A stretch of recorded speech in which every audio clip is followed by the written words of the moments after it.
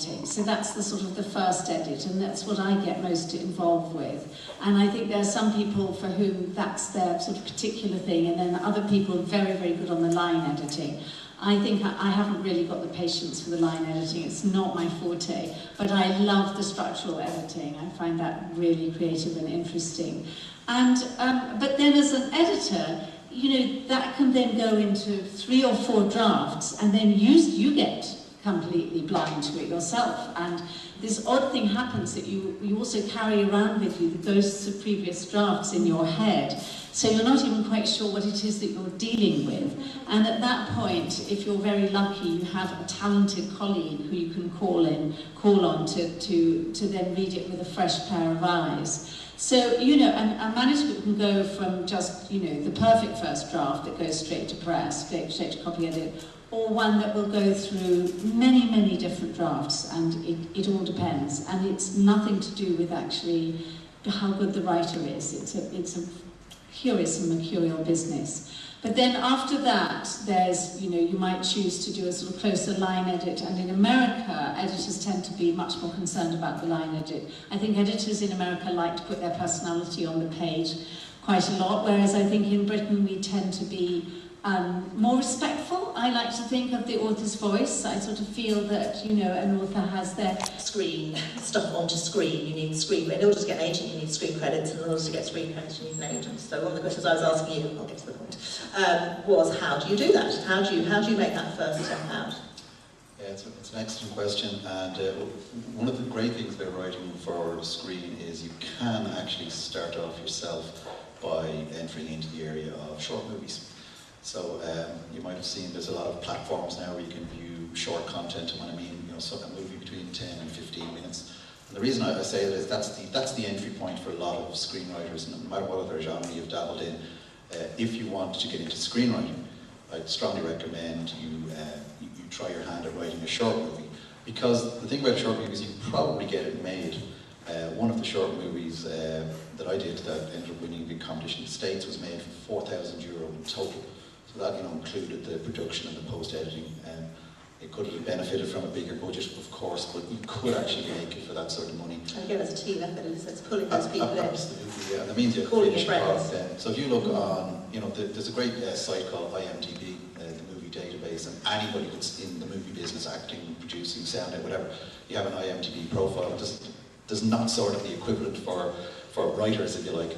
But so my listing on that is my calling card. You know, so everything I've done in screen is listed there, and you get a credit for it, and you know, they get rated and all of that. So it immediately gives you an entry into getting something real. Because if you spent a year writing what you think is the best novel ever, and it could be, you know, then you have to try and get someone to read it. You know, with a short movie, somebody will spend 10 or 15 minutes looking at your movie.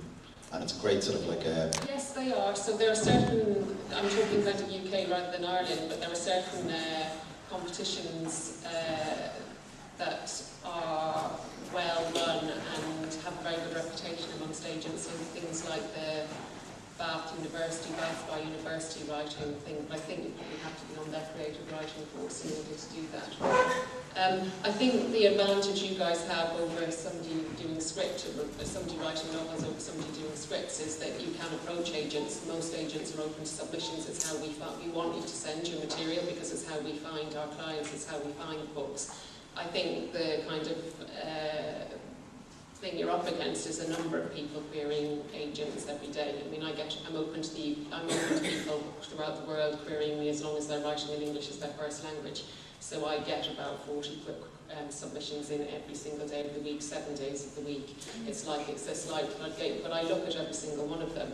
I don't necessarily read them from start to finish, which you know, that feeds into the importance of your email that you send and how professional you seem. Because there are a lot of things that the email, your email is the first thing of yours I'm reading, and if it's misspelled or it's rubbish or it doesn't make sense or you can't write, I'm not going to then read your submission as well.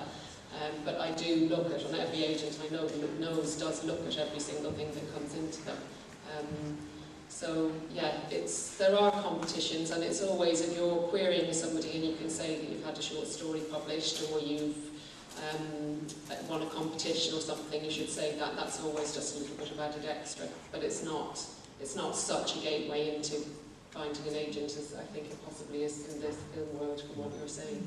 Yeah, actually, Phil, you don't have an agent. Do you work very much on your own now? No, and I deliberately don't, because if I was writing books, I think I'd need them, simple as that. But no, because even negotiating a contract with a broadcaster or whatever, it's, again, I'm from a business background, so I just, when I started to see the contracts, no offence to my panel here, but I just said, no, I can do this myself, subject to my own management.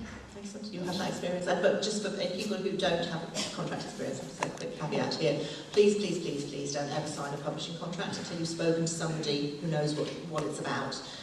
They're quite specialised, and your solicitor or your local legal person might not have that full understanding of exactly what all the clauses are. So absolutely get advice.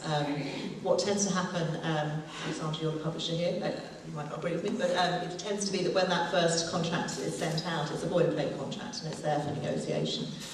So you're expecting people to come back, and obviously your agents are going to come back. Yes, I mean, it's generally agents. Every now and again you do a contract directly with the author, and if it's an agent you've worked with before, you generally have a boilerplate that's already there, so it's very straightforward. But it might be if it's a book that's at auction and you're competing with other publishers, you have to give particularly favourable terms on the sort of royalties and so forth. So that might switch things around. But publishing contracts on the whole are quite straightforward. Once you understand. That's absolutely excellent advice. I mean, printing it is vital because you see so many things you didn't know there. And yes, I know so many amazing authors, John Boy, I think, and Joseph Connor both read stuff out loud.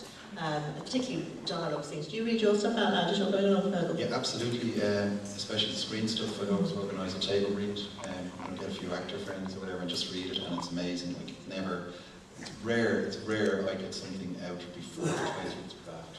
Wow, that's great. Yeah. So that's good to make a note, 20th draft. Yeah. Just a little anecdote actually. When I got my first book published, it was because bizarrely I'd done this thing in the Hennessy Awards, and the publisher rang me and said, "Have you got this?" And of course, in the rush for us all to get our first book published, he said, "Is that a book?" And I said, "Yes." So it was a short story, 3,000 words, and said, "Oh great, can I see it?" It was absolutely no problem. So I literally 24/7 did 2 weeks.